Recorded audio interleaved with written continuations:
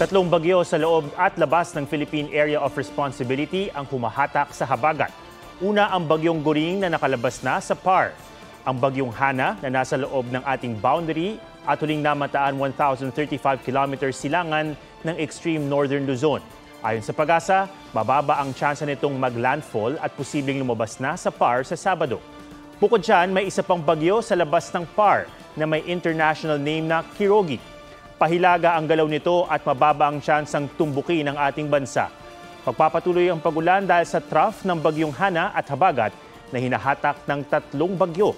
Sa datos ng Metro Weather, uulanin ng malaking bahagi ng Luzon bukas. May malalakas na ulan lalo na sa hapon.